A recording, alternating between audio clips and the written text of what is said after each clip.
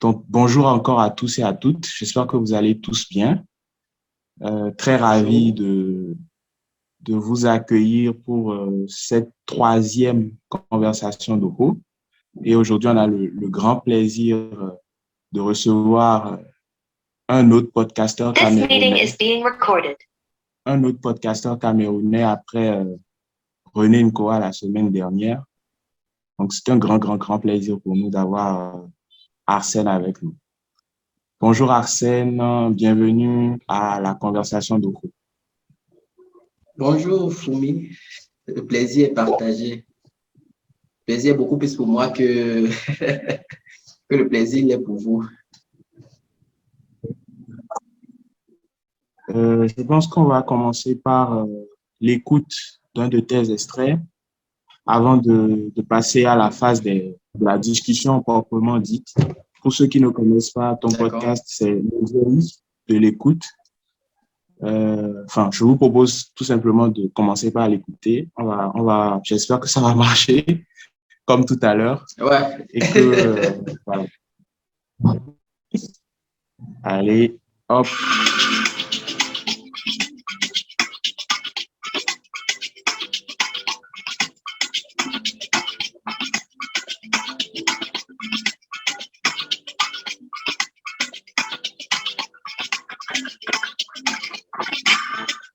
Derrière une source se cache une larme. Et derrière une larme se cache un sourire. Regarde, par inaperçu, les plus grands mots se taisent et brillent dans le silence. Les non-dits parlent plus que les mots. Nos plus grands combats paraissent au grand jour après un échec. Nos réussites font rayonner nos déceptions. La victoire dans la douleur, le ciel ne s'éloigne pas de la terre. À cœur ouvert, tout est ouvert, il nous parle. Et peut-être c'est pour ça sera l'écoute de l'évêque.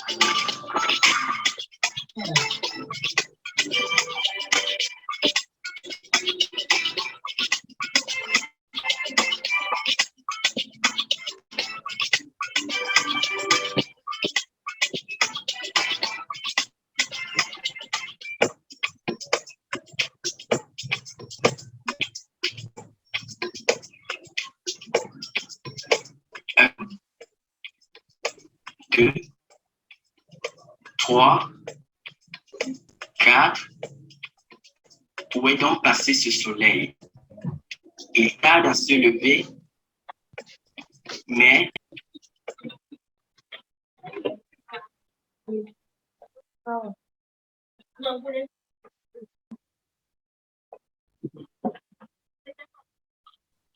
n'ose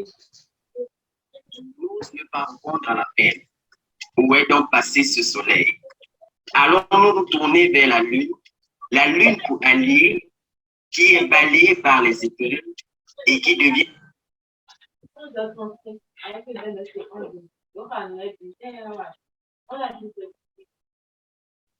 Alors, je ne sais pas ce que vous avez pu entendre les 2 minutes du podcast d'Arsène.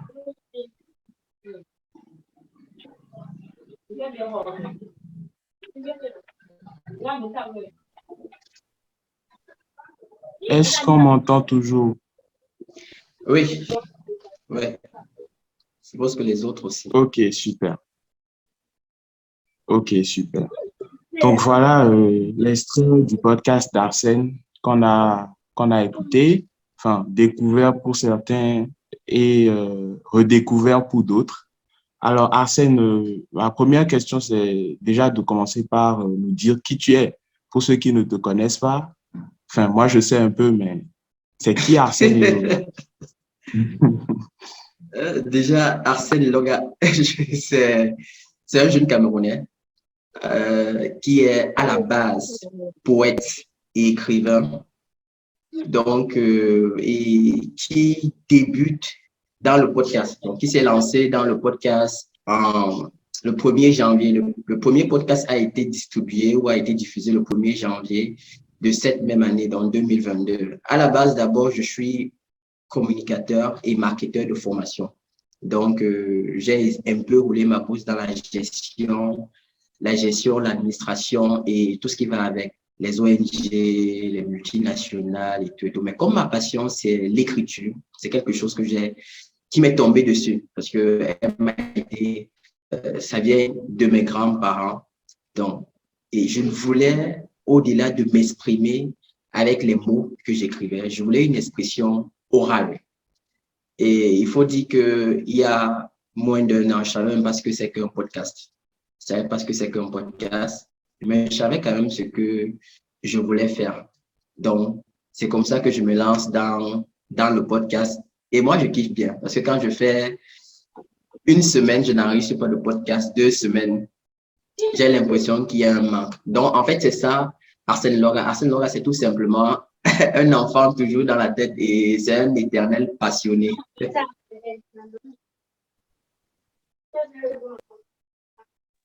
Ok.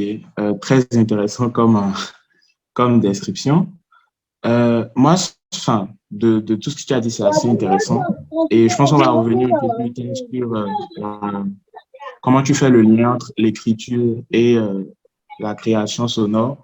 Mais moi, j'aimerais que tu me dises comment est-ce que tu découvres le podcast? C'est quoi les premiers podcasts que tu as écoutés? Comment est-ce que tu te dis, il faut que je passe de l'écriture? Oui, c'est bon. Oui. Donc, par rapport à... Je tiens déjà à préciser une chose à tous ceux qui m'écoutent déjà. Merci. Merci à vous tous pour votre attention et le fait de vous intéresser à ma modeste personne. Je voudrais vous dire tout simplement que nous allons vivre une expérience véritablement conviviale et il faudrait être stressé parce que moi, je suis libre. C'est comme je le dis, je suis libre, je suis comme un Africain qui est libre. Et voilà, donc la plupart du temps, je serai toujours en train de rire, je serai toujours en train de m'exprimer avec une telle convivialité parce que c'est moi. Et je sais pas mentir. Je suis vrai. Donc, par rapport à la transition entre l'écriture et le podcast, il faudrait déjà poser les premiers jalons de l'écriture même. Comment commence d'abord l'écriture? Déjà, le site Internet, c'est l'écoute, l'éveil de l'écoute. Et le podcast en lui-même est une rubrique, l'écoute de l'éveil. Le site Internet vient d'un ancien projet qui date de plus de 6 ans, où chaque année, je faisais un premier pas et je me disais que je n'étais pas prêt à mettre sur pied un site Internet. J'ai travaillé sur ce site Internet depuis 2018. Mais comme je ne suis pas codeur et il fallait que je sois aussi prêt, je me rappelle en 2016 ou en 2017, le blog traditionnel faisait vraiment son effet au Cameroun et partout en Afrique francophone. Bon, moi, je ne voulais pas mettre sur pied le blog. Quand je voulais mettre sur pied le blog, je me suis rendu compte qu'il y a des gens qui font déjà du blogging. Et la manière avec laquelle ils faisaient du blogging, ça ne me plaisait pas parce qu'on passait beaucoup plus à côté de l'essentiel. Donc, c'était plus le people, c'était plus le Congossa. C'est comme ça que nous, on appelle comment on appelle ça? Ou le affairage. Chez nous, on appelle ça le Congossa ou le Japap. Donc, c'était beaucoup plus des sites de people. Sauf qu'on ne faisait pas bien ça. Donc, je me rétracte et je me dis, je ne veux pas être mélangé, je ne veux pas faire comme les autres, alors j'attends. Et d'un pur hasard, en 2021, parce que chaque année, je me dis, je vais lancer. D'un pur hasard, en 2021, je vais voir un collègue avec qui on travaille dans la même entreprise, dans une agence de communication. Il est graphiste, fait les visuels. Je lui dis, s'il te plaît, je veux une page Facebook pour l'écriture, pour mes œuvres et tout et tout. Il me dit, OK, d'accord, mais pourquoi tu vois petit? Vois plutôt blog. Sauf que quand il me dit blog, moi, je rentre à la maison et je dis non, je ne vais pas voir blog, je vais voir site Internet. Les rubriques disponibles sur le site étaient déjà préparées à la base parce que je travaillais sur ces rubriques chaque fois. Et la majorité des textes que je produis ont une connotation qu'ils ont déjà été écrits depuis plus de 6 ans. Donc, il y a des nouveaux tests, il y a des tests qui sont déjà là parce que mon disque dur externe d'un disque dur externe d'un Tera. Vous imaginez un Tera, presque 500 gigas d'articles, 500 gigas de nouvelles. Les nouvelles sont des petites histoires, 500 gigas de poèmes, 500 gigas de lettres satiriques. Vous imaginez tout ce carton. Alors, je me dis la même année que je ne peux pas me permettre juste de distribuer un certain nombre de textes que j'avais. Je veux une autre expression. Et je veux une expression audio. Moi, j'ai grandi avec les écouteurs. J'ai grandi avec le Walkman. J'ai grandi avec, je suis jeune, j'ai 25 ans. J'ai grandi avec la radio chez nous, parce qu'il y avait cette la télé, mais il y avait tout ce grand poste-là au salon, poste récepteur. Donc, j'ai aimé des émissions de RFI, de Aventure mystérieuse, Africa numéro 1 de Patrick Demanon. Donc, j'ai grandi avec cet amour-là. Genre, tu es en train de dormir, tu es sur le lit. Et le fait d'écouter une émission très tard, 21h, 20h, ça te berce. Et ça te permet de t'imaginer un certain nombre de choses. Je voulais donc quelque chose qui devait me permettre de recréer cet univers, de recréer cette ambiance-là, cet environnement et de bercer non seulement ceux qui m'écoutent et de prendre aussi du plaisir à m'exprimer sans langue de bois, sans préparation au préalable, sans style, sans esthétique, sans tout ce qui peut me coincer au niveau de l'écriture, au niveau de la poésie classique. J'entre dans les recherches et je me dis, qu'est-ce que je vais faire? Je ne peux pas faire de la radio parce que j'aime quand les choses sont bien faites. Donc, je tombe sur le podcast. Je tombe sur le podcast qui est une expression libre, qui est audio. Donc, le format est audio, voilà, c'est pas contraignant et tout. Je commence à faire des recherches sur les types de podcasts. Et l'un des premiers podcasts que j'ai écouté, au-delà des podcasts africains, c'est Agathe Le Caron. Désolé. Agathe Le Caron, son podcast est Ex comme extraordinaire. C'est la même présentatrice ou la même animatrice, si vous voulez, qui anime MasterChef. C'est la même animatrice sur France 2. C'est la même animatrice qui anime La Matinale. C'est la même animatrice qui anime... Bref, elle anime beaucoup d'émissions à France 2 et à France 3. Alors, j'écoute Ex et là, je kiffe. Parce qu'en fait, elle a su transposer ce que j'avais dans la tête.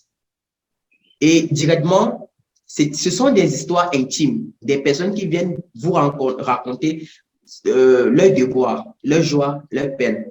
Sauf que elle laissait parler l'invité du début jusqu'à la fin. Donc, elle n'intervenait pas.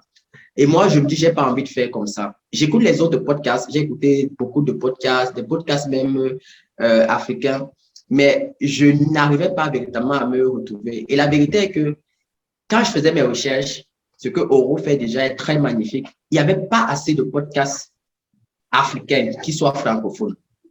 Moi, en tant que Camerounais, forcément, lorsque tu entres dans un domaine, tu te dis, les autres vont te guider. Et tu as besoin, c'est comme ça en Afrique, tu as besoin que les autres te tiennent la main. Tu as besoin de savoir qui sont ceux qui ont fait avant toi pour pouvoir non seulement t'inspirer, mais aussi apprendre.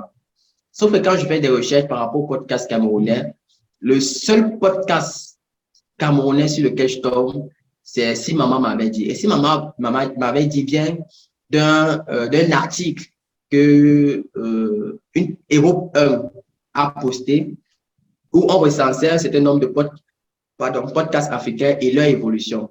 Par contre, les podcasts anglo-saxons sont beaucoup plus en avant, dont les Nigérians ou les Nadia, comme on les appelle vulgairement, les Ghanéens et tout. Ils sont en avant, les Sud-Africains, ils sont en avant. Donc, je me dis, j'ai enfin trouvé ce que je vais faire. Ma touche personnelle, comme vous l'avez écouté, c'est cette dose de conte. Parce que en fait, je conte d'abord l'histoire.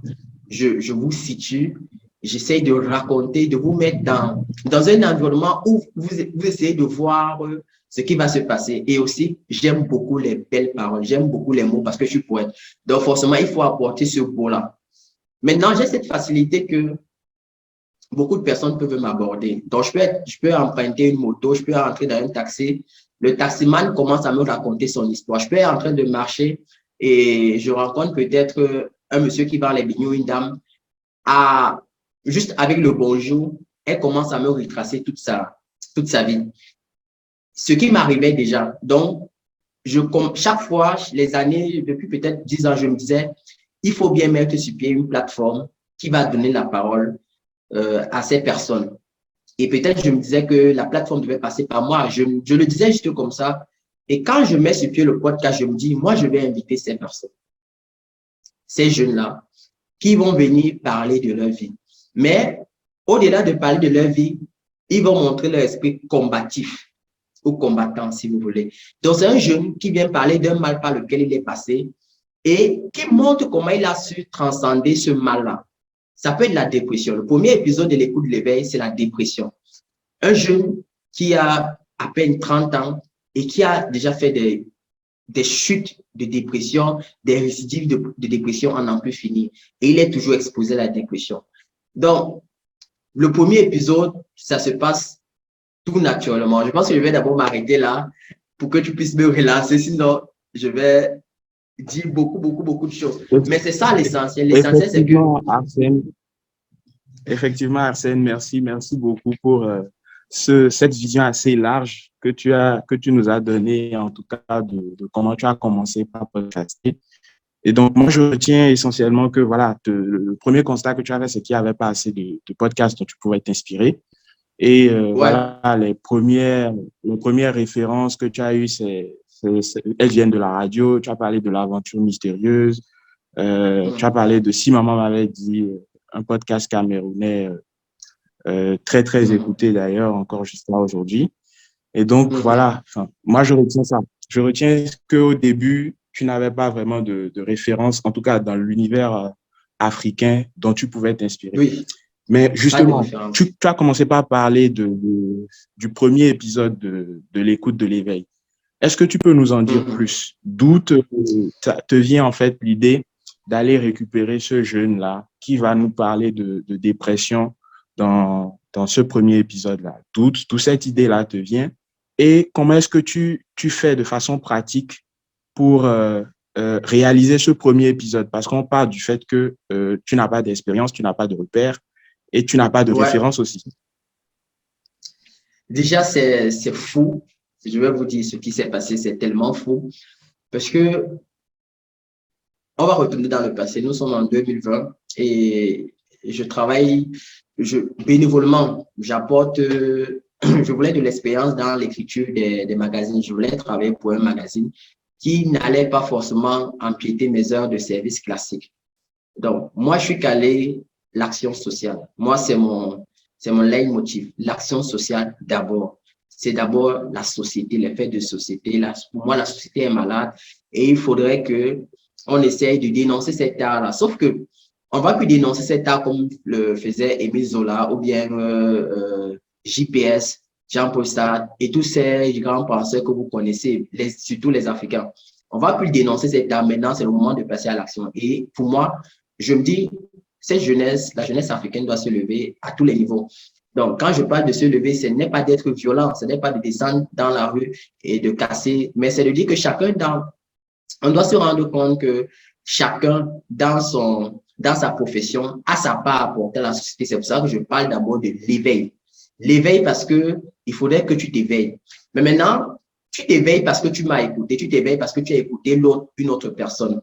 Mais tu peux aussi être l'investigateur de cet éveil-là pour d'autres personnes. Là, c'est le nom de l'éveil de l'écoute, naturellement. En 2020, je suis dans un magazine. Je travaille pour un magazine qu'on appelle Zinzin Mag. C'est un magazine en ligne. Et je peux vous avouer que je n'avais aussi aucune expérience dans l'écriture des articles. Mais comme je me dis chaque matin, comme je me dis chaque fois, c'est que je sais que je peux tout faire, surtout avec l'écriture, surtout avec tous les domaines qui tournent autour de mes domaines de base. Je me dis chaque fois que je peux tout faire. Je peux tout faire, c'est pas pour dire que je vais faire n'importe quoi, c'est que je suis capable d'apprendre et de bien apprendre, de m'améliorer et dans ce domaine d'être le meilleur. J'ai été manager d'un artiste parce que je suis aussi très présent dans l'univers musical, dans le showbiz camerounais, mais dans l'homme, parce que j'aime bien l'homme. On m'a présenté, un grand frère à moi, qui n'est pas forcément de mon sang, m'a présenté un de ces petits avec qui on devait travailler. C'était un beatmaker. En 2020, on ne parle pas. Il ne m'écrit pas, il est plutôt renfermé. En fait, c'est le monsieur de la dépression. En 2021, je ne sais pas tout ce que j'ai posté en statut. Il est venu vers moi, il m'a écrit. C'est comme ça qu'on a commencé à discuter en mars 2020. Et on se rend compte que nous deux, on a presque la même vision et nous sommes de très bonnes personnes. Paradoxalement, ce jour-là, on causait beaucoup. Il a lancé un appel WhatsApp. Heureusement que je n'étais pas allé au travail et que c'était une semaine aussi où je n'étais pas censé travailler. Donc, on a causé cette journée par WhatsApp toute la journée. Et là, initialement, je voulais faire un article sur lui. Il m'a raconté toute sa vie. Il m'a parlé de sa dépression, de comment il est allé dans la dépression et tout. Naturellement, on aurait dit qu'on se connaissait depuis et que on pouvait causer à cœur ouvert ou à découvert, si vous écoutez bien le générique. Donc, là, je lui dis, frère, est-ce que tu me permets de faire un article sur toi? Professionnellement, en tant que beatmaker, parce que c'est un beatmaker, c'est un ingénieur son et tout. Il me dit, il n'y a pas de problème. Et je dis, est-ce que je peux faire aussi un autre article sur toi? Il me dit, gars, fais tout ce que tu veux sur moi. Je te donne ma permission. Tous les concepts que tu as, appelle-moi. J'avais une émission en gestation. Le magazine n'a pas approuvé. Bon, il tardait beaucoup parce que c'était des gars qui ne bougeaient pas beaucoup. C'était une émission vidéo où j'invitais quelqu'un qui venait me parler de lui et tout. C'était un peu comme un profil. C'était presque le même élément. En 2021, en fin 2021, quand je suis statué j'ai mon statut au niveau du podcast, il est la première personne que j'appelle parce qu'il m'avait donné son approbation depuis. Je l'appelle, je lui explique le topo, je lui explique l'émission, je fais le topo où je brief. Il me dit d'entrée de jeu, gars, je suis avec toi. Il me dit, je t'ai déjà dit que tout ce que tu veux, je suis avec toi. Je te soutiens, je t'accompagne. Un jeune Camerounais, un jeune écrivain qui n'a aucune expérience dans le podcast et tout. Comme je suis dans l'univers de la musique, je ne savais pas où je devais commencer par rapport à qui devait faire quoi et tout. Forcément, je vais revenir par là à la prochaine question. Mais le monsieur en question cale rendez-vous au studio parce que moi, j'ai resté dans les studios de musique même avec un ingénieur son. C'est toute une équipe. Je me suis fait entourer de tous ceux-là avec qui on a commencé le projet, même si je suis mis en avant, mais il y a des personnes qui sont autour. Et il y a le musicien professionnel qui a fait le générique parce que c'est un beat qui a été tapé, c'est un instrument, donc c'est un instrumentiste qui a joué de la musique plusieurs fois. C'est ce que j'approuve que c'est ça. Il a fait le générique, il a fait la nappe, j'ai écrit le test. Une professionnelle de la voix a posé la voix. Donc, forcément, j'appelle le gars, on va au studio d'enregistrement, on place les micros.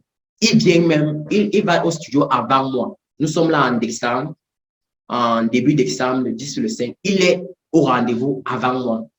Je le fais attendre pendant presque 1 heure parce qu'il faut que je boucle l'année au travail. Quand j'arrive, je m'excuse parce qu'on restait en contact. Le gars a commencé à taper, à s'amuser sur le clavier. Avant qu'on se voit physiquement, je l'ai d'abord appelé. 2 semaines avant, j'ai fait les questions. J'ai répété avec lui. On a simulé une interview. Pour moi, ça me permettait de me repérer parce que la majorité des émissions que j'enregistre, c'est one shot. Comme on dit dans le langage de la musique, de l'audiovisuel. One shot, c'est que c'est une seule prise. C'est comme ça. Moi, je ne fais pas les découpages. Je ne fais pas des émissions de 3 heures. Après, je commence à écouter. Je n'ai pas le temps. Donc, c'est one shot. Ce qui fait que tout est préparé. Tout est préparé, c'est-à-dire quand je viens, je te donne le mic, je te donne le micro. Excusez-moi de l'expression. On ouvre le micro, tu commences à parler et je commence à diriger l'interview. Donc, on avait déjà causé 2 semaines avant. Je l'ai appelé, j'ai simulé, ce qui m'a permis de revoir mon argumentaire, de revoir mes questions et de prévoir mes réponses. Et des personnes qui n'ont aucune expérience dans la communication, qui n'ont aucune expérience avec un micro. Ce qui veut que quand ce genre de personnes arrivent, elles veulent juste parler. elle veut s'exprimer. Une personne à qui tu poses la question de savoir quand tu vas au marché, est-ce que tu achètes les tomates? Cette personne, pour répondre à cette question, peut te raconter comment sa mère l'a envoyé au marché. Sauf que toi, ce n'est pas pertinent pour le coup. Et tu vas te retrouver en train de faire cette partie et moi, ça me puisait. Donc, quand je cause avec cette personne à cœur ouvert, à découvert au téléphone, ça me permet de voir les réponses, ça me permet donc pas forcément les réponses, ça me permet de voir comment la personne se comporte déjà et quelle est la vision même de la personne. Et moi, maintenant, en back-office, j'ai une ligne éditoriale. Je sais ce que je veux présenter aux auditeurs, je sais ce que je veux vendre, je sais ce que je veux que les gens écoutent. Donc, on a travaillé ensemble en ligne, appelé, on s'est entretenu et tout. On a causé pendant 3 heures par WhatsApp. Et moi, j'étais à côté avec mon stylo, je notais les questions, je ne posais pas les questions forcément, mais on discutait des questions qui n'avaient rien à voir. Je notais même les réponses, je préparais l'émission. Et le jour de l'émission, il n'avait pas les questions dans les normes, il n'a pas de questions. Donc, j'ai repréparé l'émission juste pour moi. Donc, quand j'arrive, on ouvre le micro, on commence à causer, on commence à échanger. C'est une discussion, en fait. On a fait 1 heure d'émission. Et c'est l'épisode. Moi, je voulais faire une émission. Je n'avais pas un format. Je me disais que ça devait être aisé qu'une personne écoute une émission pendant 1 heure. C'est plus tard que je me suis rendu compte que ce n'est pas ça. Mais ce que je vais dire par là, c'est que c'était un moment fort en rebondissement. Moi, j'enregistre mes émissions en huis clos, surtout les émissions de l'écoute. Donc, je fais sortir tout le monde dans le studio. J'ai mon ingénieur son là. Même lui, il sort. On reste ensemble, juste la personne et moi, parce que c'est une confession que la personne me fait. Donc, on a fait une émission pendant 1 heure. On a beaucoup rigolé, on a discuté, on a abordé tout le thème de la dépression. Et moi, ça me permettait aussi d'apprendre sur la question parce que c'est un fait de société qui ne cesse d'évoluer. De plus en plus, tu vas discuter avec un jeune, le jeune va te dire, je suis dépressif. Peut-être certaines personnes ne savent même pas ce que c'est. Parce qu'il y a une différence entre dépressif et dépression. Ce sont des termes véritablement à l'opposé. Mais en préparant cette émission, ça m'a permis de faire des recherches, de me rendre compte d'un certain nombre de choses. Et même là, par là, je vais souvent vers les professionnels même du domaine pour leur poser des questions, pour essayer d'échanger avec ces personnes. Donc, je ne vais pas parler de spécimen, c'était ma première expérience, une très belle expérience et c'est resté gravé dans ma tête parce que tout ce qui a suivi. Les intervenants sont des personnes spéciales et ça fait toujours plaisir d'entrer dans la vie d'une autre personne, surtout quand cette personne-là se confie à vous et vous fait confiance. Alors, il ne faut pas décevoir cette personne. Il faut rendre fidèlement ce que la personne a dit au bout de l'antenne pour pouvoir prévoir, pour pouvoir toujours que les émotions que cette personne a mis le jour de l'émission soient toujours présentes quand l'auditeur vous écoute. Je vois, Arsène. La question qui me vient là tout de suite, c'est en termes de structuration et de préparation de tes épisodes. Là, tu as dit par exemple que tu prends 3 heures pour discuter en amont de l'enregistrement concrètement. Est-ce que c'est un processus que tu as répété après pour tous les épisodes que tu as fait ou c'était juste pour cet épisode-là? Bon, le processus a été le même à la base, mais le temps de préparation est… Forcément, lorsqu'on débute quelque part, on a le temps de voir ses lacunes. On a le temps de voir ses bons côtés. Je faisais des émissions d'1 heure, mais je me suis renseigné, j'ai envoyé les émissions à un certain nombre de personnes, des professionnels même de podcasts à l'étranger. Ils m'ont dit, Arsène, si maman m'avait dit, la dame de si maman m'avait dit, je suis entré en contact avec elle, elle a écouté, elle a aimé l'esprit, elle a aimé le projet, elle a aimé le fond. Elle m'a dit, ce qui reste à revoir, c'est la forme. Elle avait raison parce que le premier épisode n'était pas de très bonne qualité au niveau du son. La vérité aussi, c'est que j'étais têtu parce que je voulais juste lancer. Le studio avait un problème et j'ai dit non, je ne peux pas attendre. J'ai attendu pendant plus de 6 ans, plus de 8 ans et là, je ne peux pas attendre parce que je sais que je suis prêt. Appareil ou pas appareil, il faut que je lance. Donc, le premier épisode était un épisode d'1 heure. J'ai causé avec certaines personnes, d'autres m'ont dit, d'autres podcasteurs m'ont dit, des professionnels même de l'écoute m'ont dit, une émission de juste 45 minutes. D'autres m'ont dit faire des émissions de 45. C'est-à-dire, tu as une partie où tu racontes l'histoire parce que tu es un conteur, tu comptes l'histoire, tu donnes envie, et tu as une autre partie où c'est juste l'interview. Donc, j'ai essayé de poser le pour le compte de tout ce que ces personnes me disaient et j'ai fait de max 45 minutes une partie. Et là, je mets et le compte et l'interview et l'échange. Et il y a souvent des premières parties et des deuxièmes parties. Donc, par rapport à la préparation, au début, c'était 3 heures. Donc, j'appelais la personne. Souvent, on se voyait, je me déplaçais des fois parce que tu as une dame peut-être que tu essaies de capter. Elle n'est pas disponible. Elle est jeune, elle est comme toi, mais elle bosse. Elle est aussi cadre dans une entreprise. Et là, elle te donne rendez-vous le samedi et vous voyez. Pendant 30 minutes, pendant 1 heure, vous échangez. Toi, tu es là, tu notes tes choses et tout et tout. Des fois, c'était 1 heure, c'était 3 heures de temps, mais au fur et à mesure que je commençais à acquérir un certain nombre d'expériences, c'était plus 3 heures, c'était souvent même 30 minutes, c'était même souvent 1 heure. Et à la fin, c'est que la préparation est même très brève. La préparation est même très brève parce que après, il y a plusieurs concepts dans l'écoute de l'éveil parce que il y a l'écoute où je reçois un invité, il y a je vais vous conter une histoire. Quand vous allez parcourir le site, vous allez voir ça. Je vais vous conter une histoire. C'est tout dans l'écoute de l'éveil.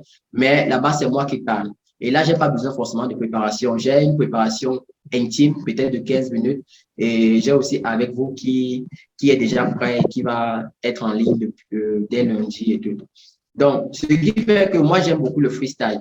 Des fois, l'invité est là. Je me permets de te couper, Arsène. Vas-y.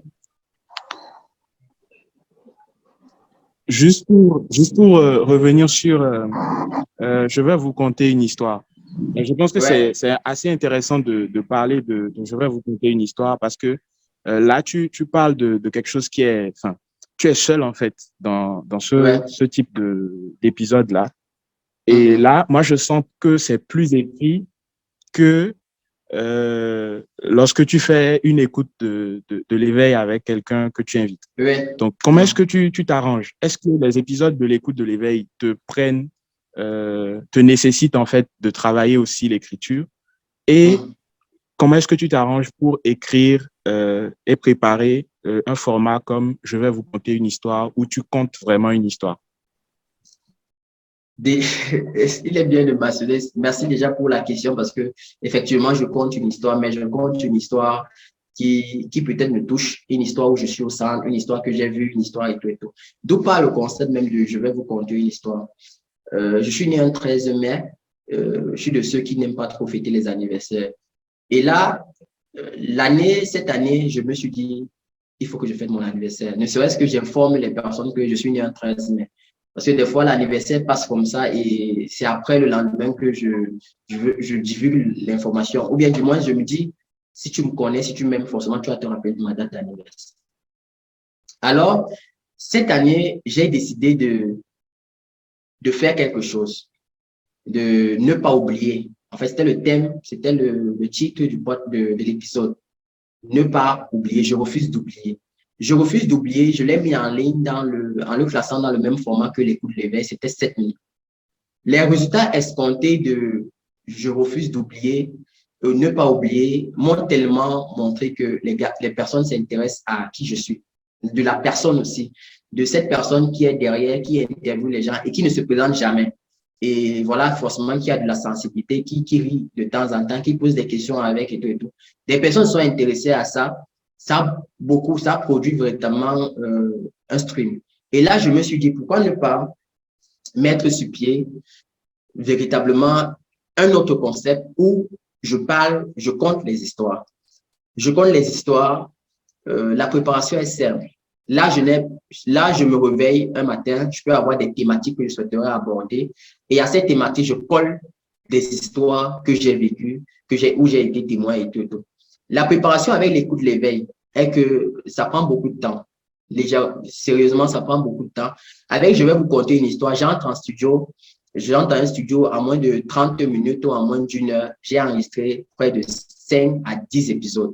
Par contre, avec l'écoute de l'éveil, c'est épuisant. Quand j'entre en studio, c'est presque 1 heure. et c'est le même invité. Il faut monter, il faut diffuser. Maintenant, comment j'arrive à gérer tout ça?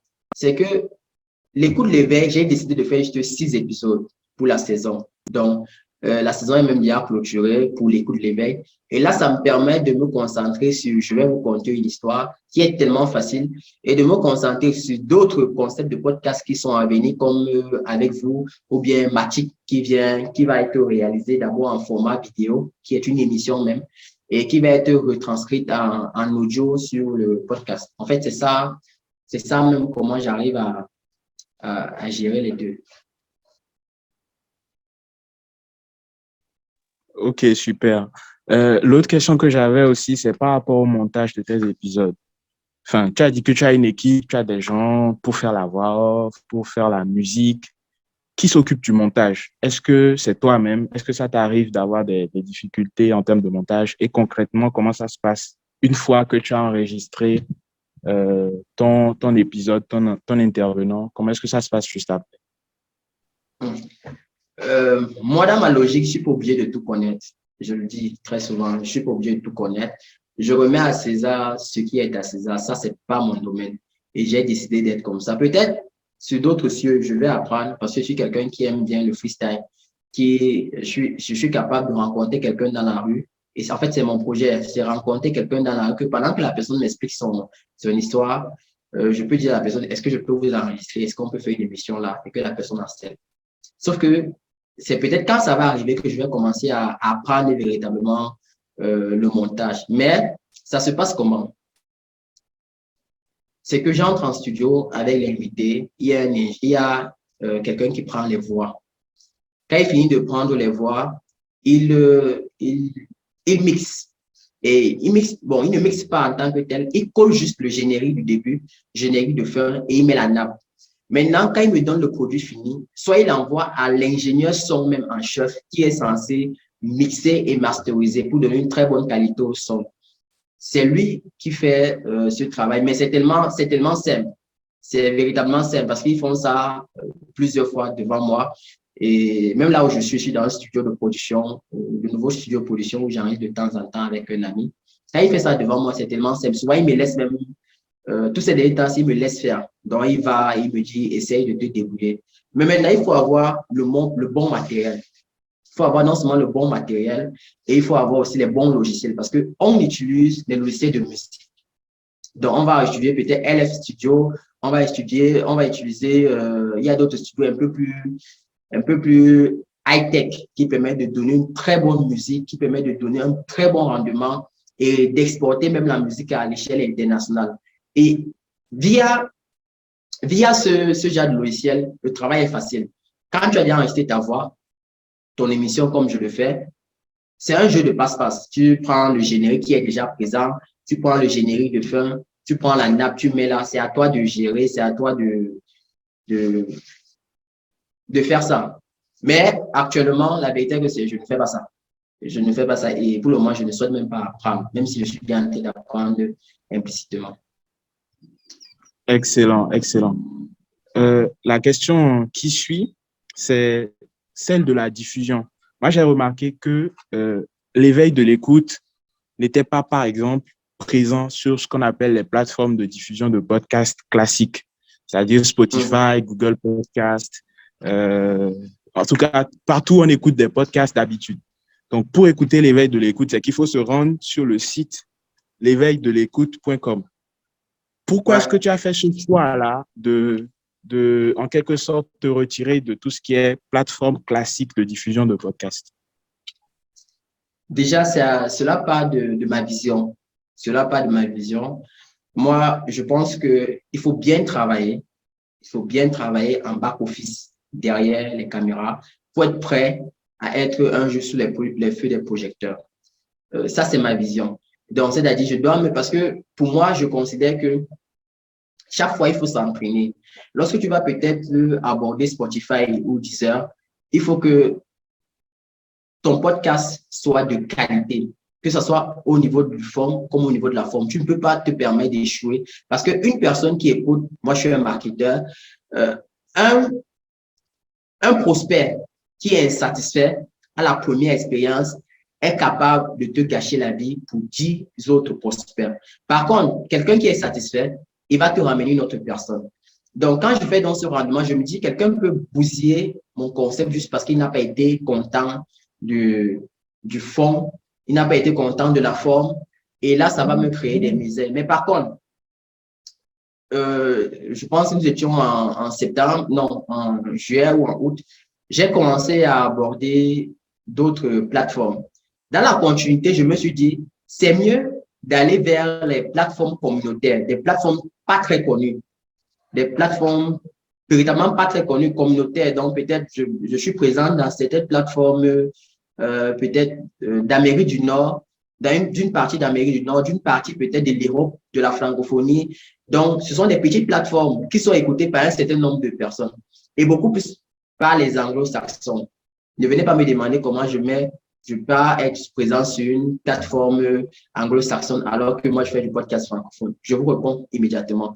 J'ai été invité à la journée africaine du podcast, mais là, c'était une journée anglo-saxonne. J'étais le seul francophone. Et la majorité de mes trafics, de mes podcasts, c'est ce site qui le ramène. Et ce site est anglo-saxon. Ce sont des Africains. Je ne sais pas comment ils font pour écouter mon podcast et comprendre ce que je dis à l'intérieur, alors qu'ils sont essentiellement anglo-saxons. Mais voilà. Donc, moi, ma logique, c'était d'abord de travailler le site, de travailler la qualité, de travailler le fond. Et maintenant, la suite, c'est d'aller rencontrer les petites plateformes, de proposer mon podcast aux petites plateformes sans contrainte. Là, tu as juste à copier ton flux RSS et d'envoyer. Par la suite, je sais qu'il y a les points d'or. Parmi les points d'or, il y a Google Podcast, il y a Spotify, il y a Apple Music, il y a Deezer. Des quatre, j'ai choisi le plus facile. J'ai choisi Google Podcast. Donc, si vous allez à Google Podcast, vous avez l'application, ou si vous allez via le moteur de recherche Google, vous tapez l'éveil de l'écoute, vous allez avoir déjà les anciens podcasts et aussi les nouveaux. Parce que c'est le mec moi-même, je diffuse, pardon, j'envoie à l'informaticien qui met ça en ligne et c'est lui qui se charge de ça.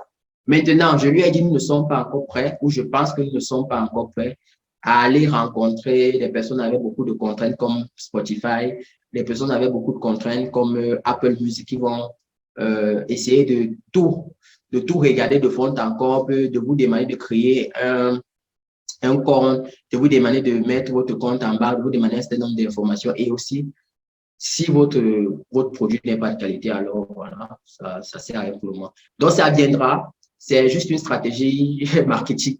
Ça viendra et ça viendra petit à petit.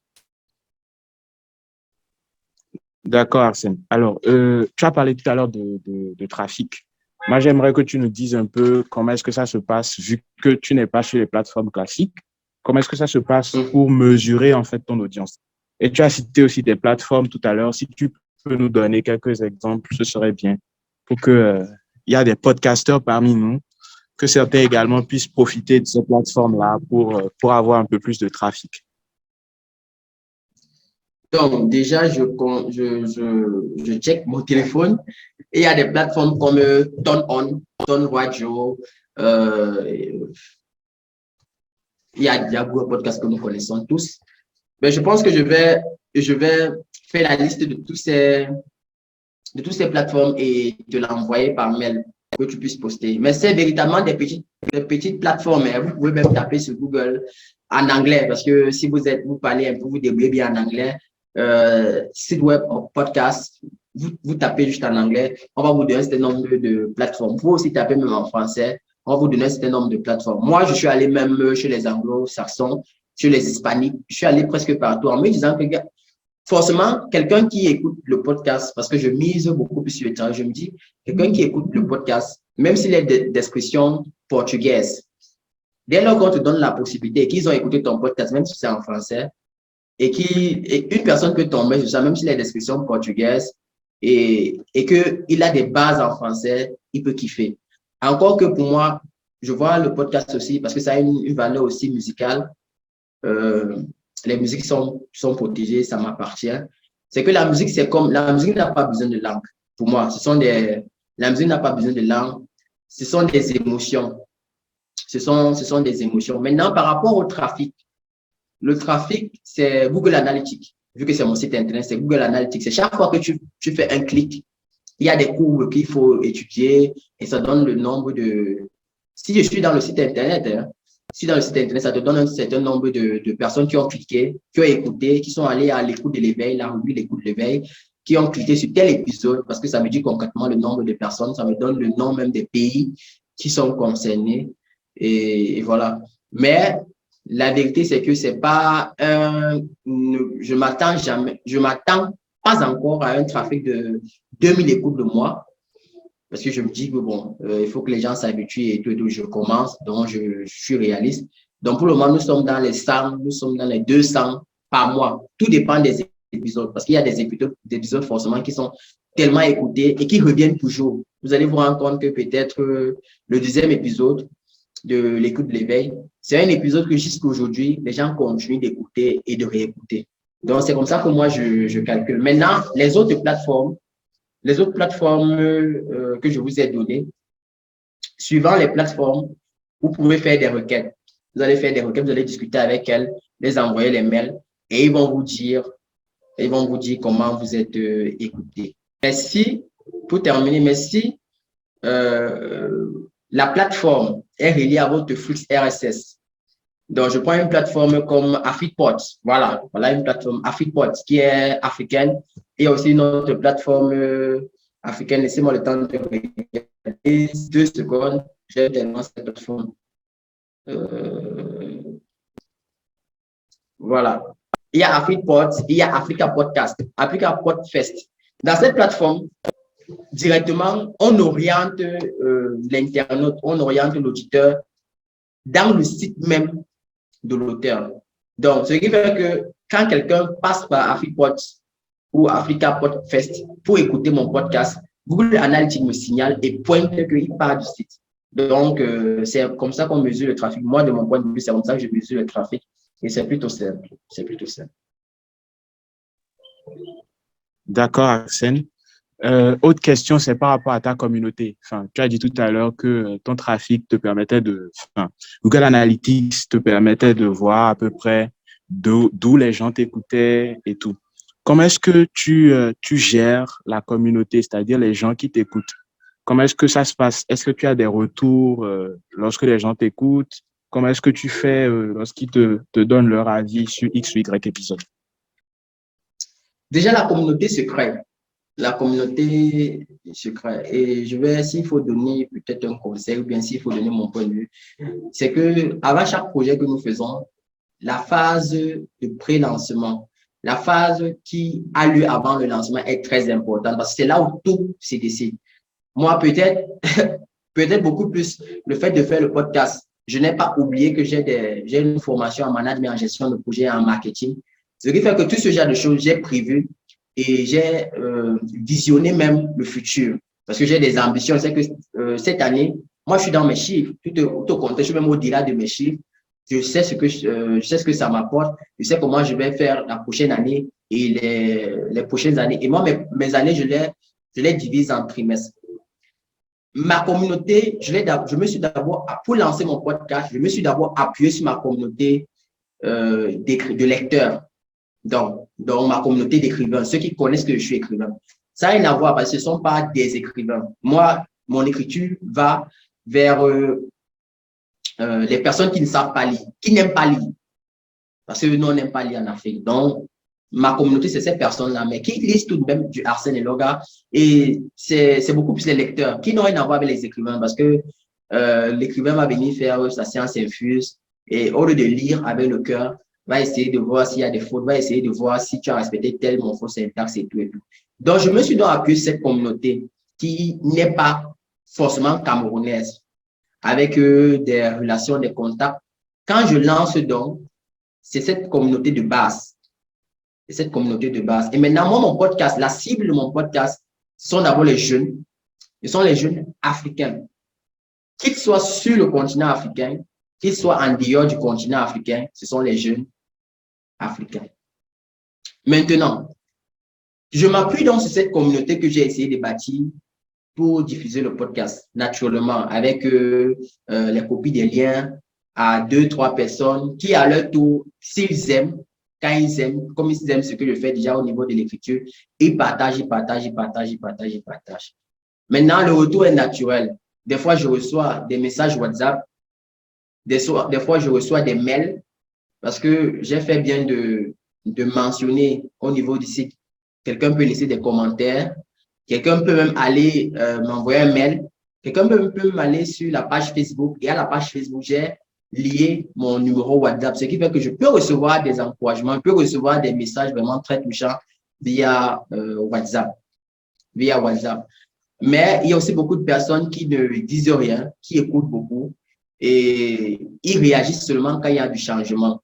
Donc, qu'est-ce que j'entends par changement? C'est-à-dire, si peut-être une personne était habituée à t'écouter, à ton podcast, le jour où, au niveau de ta page Facebook, tu mets une vidéo où tu es en train de parler et cette personne va t'écrire pour dire Arsène Elorga ou Monsieur Arsène, pourquoi vous n'avez pas continué dans le format audio? Et c'est là où tu te rends compte que c'est tellement important parce que la personne va te dire qu'avec votre format, avec le format audio, avec votre podcast, je me permets de laver les habits, je me permets de faire ce que j'ai à faire tout en écoutant le podcast. Donc, c'est comme ça essentiellement que je gère ma communauté. Maintenant, les gens qui me suivent, c'est comme j'ai dit, ce sont des Africains qui sont au Cameroun, en Afrique et même en dehors. Donc, par là, on va voir, quand je regarde en Haïti, je veux voir d'abord des pays africains, de l'Afrique francophone, déjà, Afrique centrale, Afrique de l'Ouest, et aussi des pays de l'étranger. J'ai même des anglo-saxons, la France, la Belgique, et voilà. Partout où il y a des Africains et partout où il y a des personnes qui aiment l'écoute de l'éveil. Très, très, très intéressant, Arsène. Ma dernière question, juste avant de laisser la parole aux participants, c'est est-ce que tu envisages, enfin, je ne sais pas encore, mais est-ce que tu as déjà monétisé ton podcast ou est-ce que tu envisages le faire? Parce que tu as parlé d'une équipe qui travaille avec toi, c'est-à-dire l'ingé son, la voix off, celui qui monte les épisodes. Oui. Bref, j'imagine que ça te prend du temps et des coûts. Comment est-ce que tu fais, en fait, pour rentabiliser tout ça? Bon, là encore, je vais parler comme le gestionnaire de projet. On ne s'attend pas à avoir un retour sur investissement dès la première année. C'est presque impossible, mais pas impossible. Donc, mon retour d'investissement, je sais que je ne l'attends pas la première année. Encore que je le fais sur fonds propres. Et en dehors de ça, c'est une passion. Directement, c'est une passion.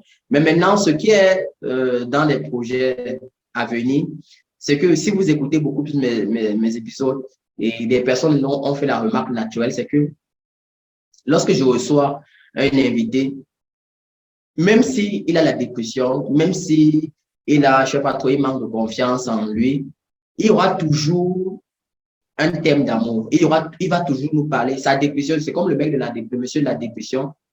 Il est allé de dépression en dépression à cause d'une femme, à cause de 3 femmes. Donc, c'est un père, c'est un jeune d'à peine 30 ans, mais qui cumule déjà 3 enfants et il est célibataire. Donc, vous voyez que naturellement, la dépression est liée à l'amour. Maintenant, je vais prendre peut-être une autre fille qui manquait de confiance en elle, un épisode. Elle manque de confiance en elle à cause d'un monsieur qui ne faisait que la rabaisser. Et là, c'est pas que c'est calculé, c'est l'amour. Donc, ce qui fait que dès que l'année termine, mes projets sont de proposer donc ces concepts pour sponsorisation ou pour sponsoring à des structures bien précises en fonction de comment ils peuvent positionner leurs produits. Mais forcément, ça ne se fera pas aujourd'hui. Ça se fera pas aujourd'hui, ça se fera progressivement. J'ai été approché par D-Watch, une chaîne allemande que nous connaissons très bien. Donc, on a essayé de parlementer, mais on n'a pas pu s'accorder parce que vous connaissez que c'est beaucoup plus l'effet de politique, la politique qui les intéresse. Donc, les ambitions, c'est de continuer de travailler, mais quand c'est le bon moment de rechercher des entreprises pour le sponsoring. Mais s'il faut parler de monétisation basique, je ne pense pas qu'il y a d'autres moyens de rentabiliser. Pour le moment, en tout cas, je n'ai pas encore dans mes recherches trouver. Et depuis que nous faisons les Oro Talks, je n'ai pas encore suivi qu'un podcasteur qui soit même plus expérimenté que moi a pu rentabiliser quoi que ce soit pour l'instant. Merci beaucoup Arsène pour ce partage. Je pense que les participants doivent avoir des questions pour toi. Le temps de la discussion est terminé, hein. Du coup, vous êtes désormais invité à poser vos questions à Arsène. Vous pouvez ouvrir vos micros et poser vos questions.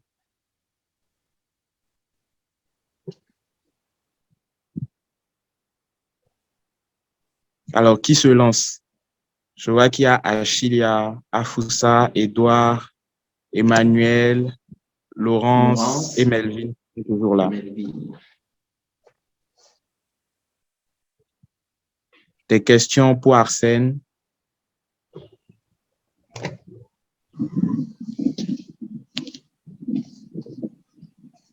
Bonjour, je ne sais pas si vous m'entendez. Bonjour. Oui, et je vous vois aussi. Oui. Alors, moi, c'est Laurence. Bonjour, je vous écoute parce que je suis en train d'attendre une amie et comme j'adore les podcasts, voilà, j'en profite pour écouter. Je vous écoute depuis la Guadeloupe, aux Antilles françaises.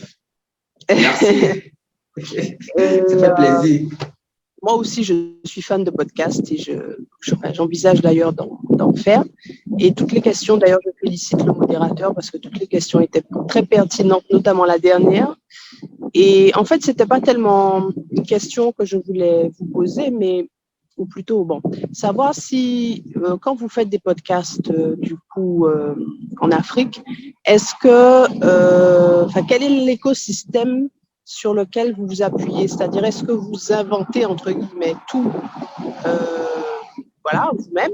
Ou est-ce qu'il y a vous avez des endroits, des points, des personnes de référence, pas pour copier ce qu'ils font, mais on va dire pour vous inspirer dans la façon dont vous réalisez les podcasts? Parce que moi, par exemple, pour donner un exemple, il y a une dame en France, qui s'appelle Pénélope Boeuf, qui a un studio d'enregistrement, un studio de podcast qui s'appelle La Toile sur écoute, qui est de plus en plus populaire en France. Et je trouve que ce qu'elle fait est vraiment bien. Et ça me donne, moi, toujours une forme d'inspiration, en me disant, ah ouais, elle a fait ça, tiens, ça c'est intéressant et tout. Et je voulais savoir, est-ce qu'en Afrique, je connais un peu l'Afrique, hein, j'ai vécu au Mali, j'ai vécu en Côte d'Ivoire, j'ai vécu à Maurice et tout, mais est-ce qu'en Afrique, il y a il y a un écosystème de personnes qui pourraient être des modèles en matière de podcast africain? D'accord. Déjà, merci pour la question qui est très, très pertinente. Sans être vraiment méchant, il n'y en a pas. Il n'y en a pas, mais je pense qu'il y a des personnes qui débutent. Il y a peut-être des personnes qui étaient là depuis peut-être 5 ans ou 10 ans, mais qui n'étaient pas très connues et qui, eux aussi, se sont inspirés de ce qui se fait à l'étranger. Peut-être parce qu'ils résidaient là-bas, peut-être parce que de temps en temps, ils écoutaient, ou bien peut-être parce que voilà. Mais concrètement, en Afrique, il n'y en a pas. Mais maintenant, ce qu'il y a de faire, c'est comme je disais au début, avant de lancer mon propre podcast, c'est que dans mes différentes recherches, j'écoutais les autres. Agathe Le Caron, c'est une Française, mais je kiffe tellement ce qu'elle fait. Sauf qu'avant de les écouter, moi, j'ai déjà ma vision. J'ai déjà ma vision propre. Je sais déjà comment je vais amener le podcast. Mais maintenant, vu que je débute, je ne peux pas m'appuyer sur moi-même en disant que je suis ex-nihilo ou que voilà, je vis en autarcie. Je commence à les écouter. Je peux me retrouver dans ce qu'ils disent, comme je ne peux pas me retrouver. Toujours est-il que si je me retrouve, même seulement 10%, de là, ça me permet de façonner ma propre personne et de mettre sur pied un podcast qui me ressemble. Qui me ressemble. Et en fait, c'est ça le challenge. C'est créer un podcast non seulement qui me ressemble, mais qui entre aussi dans les codes du podcast. Parce qu'avec les podcasts, on peut parler des podcasts interviews, des podcasts histoire. Il y a beaucoup de podcasts. Mais il ne faudrait pas que le podcast que tu crées soit à l'opposé de tout ce qui existe. Donc, c'est toi qui lances le mouvement parce que ça va être difficile que les autres viennent te suivre si ce n'est pas bien travaillé. Donc, c'est un peu ça. Il n'y a pas d'écosystème, mais l'écosystème est en train de se mettre en œuvre avec nous. modestement, j'espère que j'en fais partie.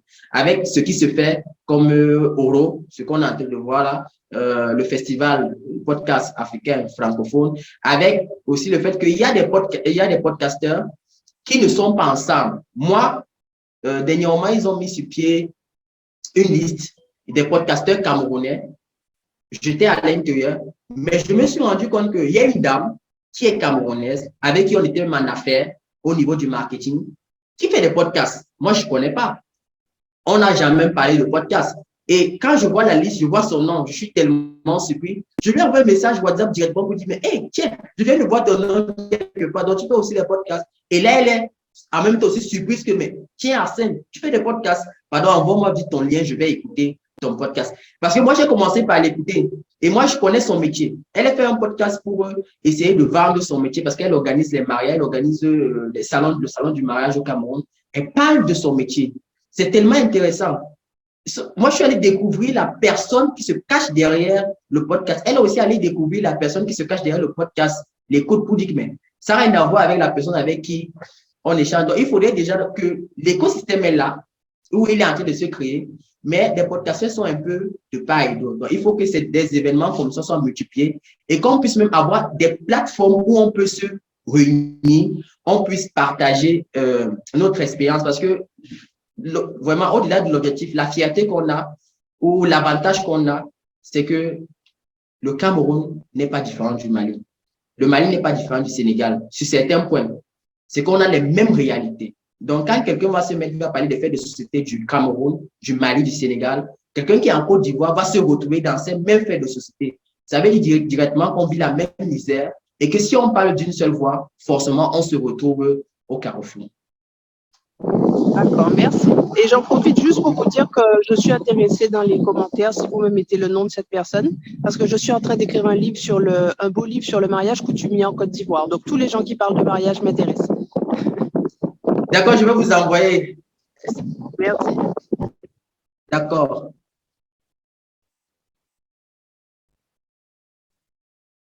Oui, je viens de mettre le nom dans la discussion. C'est le podcast de Mélanie Wabo. Merci beaucoup pour cette question et merci aussi à Arsène pour sa réponse. Il m'a devancé. Tu m'as devancé. J'étais en train d'écrire le nom déjà. Ok. Donc, pour compléter un peu ce que tu dis, c'est aussi l'occasion de vous inviter à suivre ce qu'on fait sur Oho, parce que c'est un peu ça aussi l'objectif, mettre en avant des podcasteurs à travers différents formats, différents types de contenus, des conversations comme celle-ci, la curation de contenu, le partage de liens, de recommandations de podcasteurs aussi. Donc, voilà, n'hésitez vraiment pas à nous suivre sur nos réseaux Facebook, Twitter, pour découvrir d'autres contenus et en apprendre davantage sur l'écosystème du podcast francophone. Alors, on va prendre les autres questions s'il y en a avant de se dire au revoir.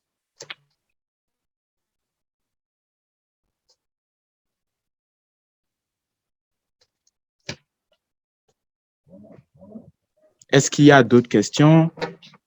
Des questions.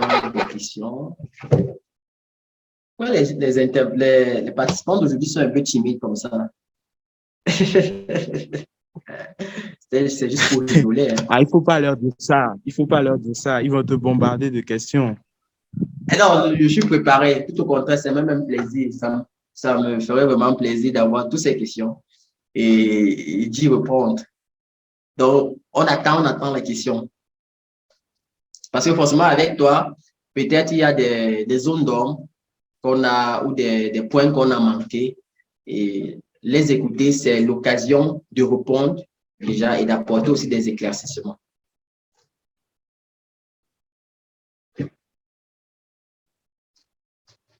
N'hésitez pas, quelle que soit la question qui vous vient en tête, n'hésitez pas à la poser.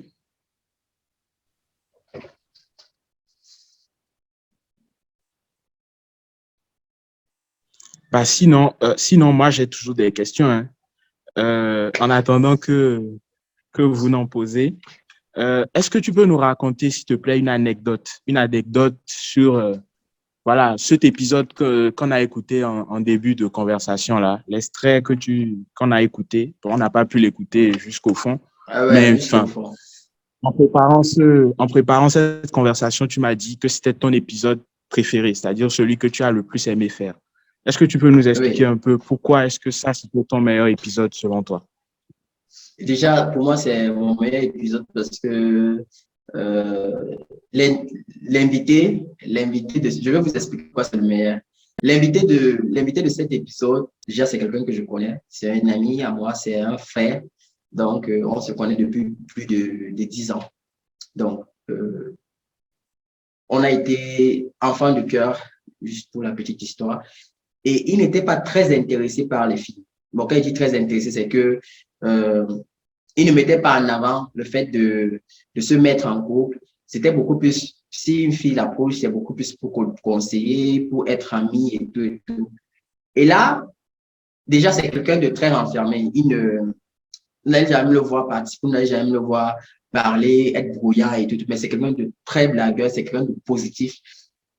Donc, il y a 1 an ou 2 ans, voire 3 ans, je ne sais pas, par un pur hasard, un ami en commun m'appelle pour me dire qu'il est malade.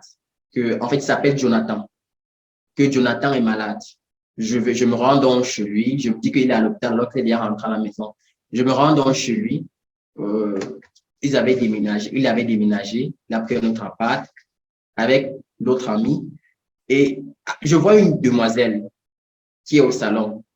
Et mon ami avec qui je suis, celui qui m'accompagnait, moi, je m'exclame tout bas que de qui il s'agit. Il me dit, mais c'est la petite amie de Jonathan. Alors là, je suis surpris. Je me dis, OK, ça a commencé comment en fait? Ça a débuté quand? Et bon, je n'en fais pas, je commence par parler pour ne pas embarrasser aussi tout le monde ou bien ne pas embarrasser Jonathan. Quand on rentre, je pose des questions à mon ami qui m'a accompagné. Il me dit, oui, ils ont commencé. Alors, 3 ans après, voire 2 ans, Jonathan m'appelle. Il me dit, comme il m'appelle frère.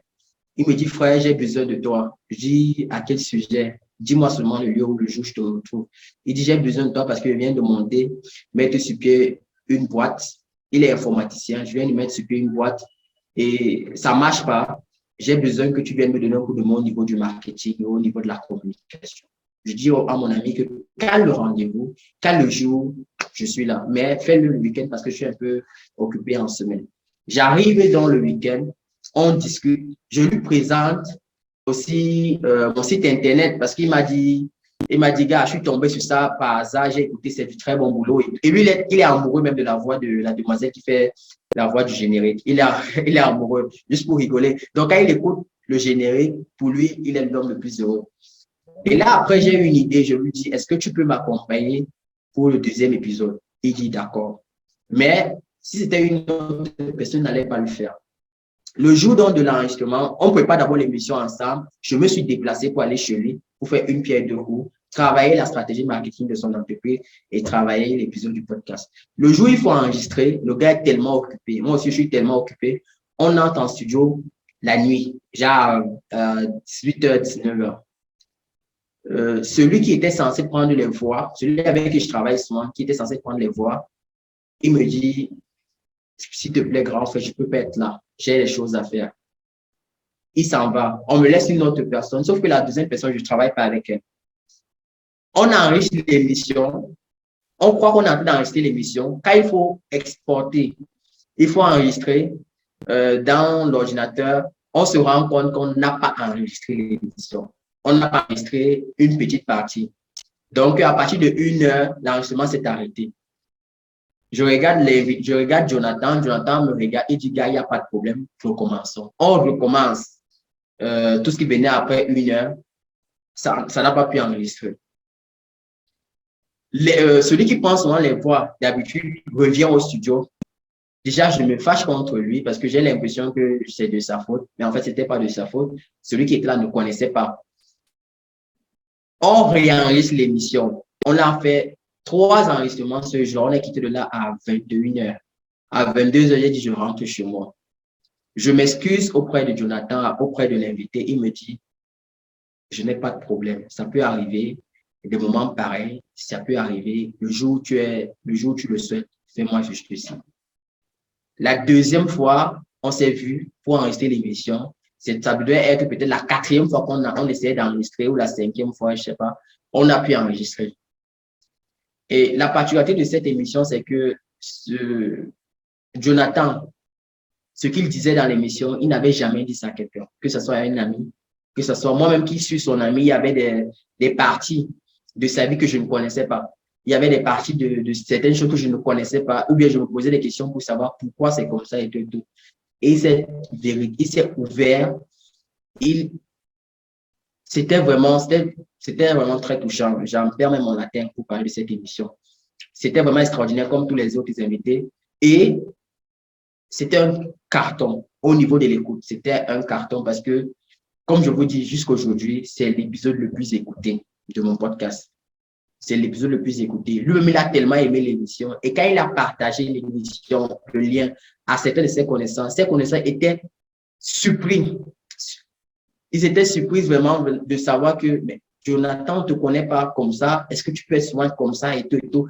Et ces personnes ont pu comprendre un certain nombre de choses de la personne. Parce que c'est aussi ça l'objectif. C'est d'éveiller à l'écoute ces personnes qui écoutent. Donc, pour moi, jusqu'à aujourd'hui, c'est le meilleur des épisodes. Pas pour dire que les autres ne sont pas meilleurs, mais j'ai tellement aimé cet épisode parce que ça parle vous vous rendez compte, vous enregistrez un épisode plus de 4 fois, plus de 5 fois, et que l'invité ne se décourage pas, l'invité comprend, l'invité se met à la disposition, l'invité, quand vous essayez même de faire comprendre à l'invité que voilà, c'est lui-même qui vous dit, gars, ne baisse pas les bras, mon ami, ne baisse pas les bras, demain, si c'est possible, on peut se voir, je peux prendre sur moi de finir le travail un peu plus tôt, de revenir vers toi.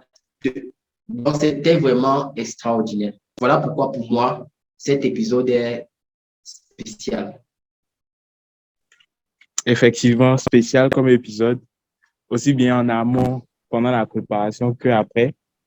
Merci beaucoup, Arsène, pour ton partage. C'était vraiment très, très intéressant, très enrichissant. J'espère que nos participants, je suis certain que nos participants en ont appris beaucoup en ces 1h20 de discussion qu'on a eu ensemble.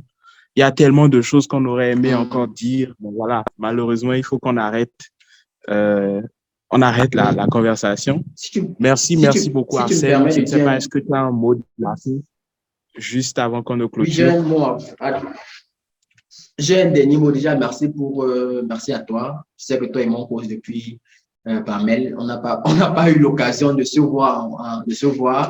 Pour moi, c'est la première fois que je te vois et c'est super cool. J'ai tellement aimé le talk, beaucoup de courage à l'initiative. J'espère être des vôtres, comme je vous l'ai dit, à la première édition de ce festival. J'espère être là en physique, en présentiel. Maintenant, merci aussi pour ceux qui m'écoutaient. Merci à vous. Si vous avez des questions, je ne prétends pas être un spécialiste. Je ne prétends pas être bourré d'expérience. Je débute aussi. Mais vous allez juste me chercher sur Facebook, partout où vous voulez. Arsène Eloga, c'est mon nom. Partout sur les réseaux sociaux, c'est mon nom professionnel. Vous tapez juste Arsène Eloga. Vous pouvez me laisser un message ou voilà, je peux vous envoyer mon message, mon numéro WhatsApp. On va en parler. Si vous avez des questions, si vous avez d'autres choses, vous me faites signe. Maintenant, le site Internet, c'est l'éveil de l'écoute 2 avec le chiffre 2. L'éveil, c'est collé, l'écoute, c'est collé avec le chiffre 2 au milieu, www.l'éveildelécoute.com, c'est le site Internet. Voilà, vous allez, même il y a une page Facebook, il y a un compte Twitter, il y a Instagram. Si c'est par ce canal que vous souhaitez me joindre, vous allez me voir. Voilà, le site Internet, c'est aussi de l'écriture et quand vous voulez les podcasts, vous allez juste sur la rubrique l'écoute et l'éveil. Et là, vous avez vos podcasts. L'écoute de l'éveil aussi présent par l'éveil de l'écoute sur les différentes plateformes de podcasts, Google Podcasts, si vous avez l'application et d'autres plateformes. Tapez juste sur Google. Vous allez voir de quoi on parle. Merci véritablement et c'était super. Merci Arsène, merci à tous. Bon dimanche et à dimanche 16 octobre pour la prochaine conversation. on va recevoir un podcasteur marocain qui s'appelle Mehdi Elkindi, qui travaille sur un podcast qui s'appelle Les Bonnes Ondes. Donc, prenez le rendez-vous, inscrivez-vous si ce n'est pas encore fait et on garde le contact sur les réseaux d'Oro pour la suite. À très vite. Bon dimanche à tous.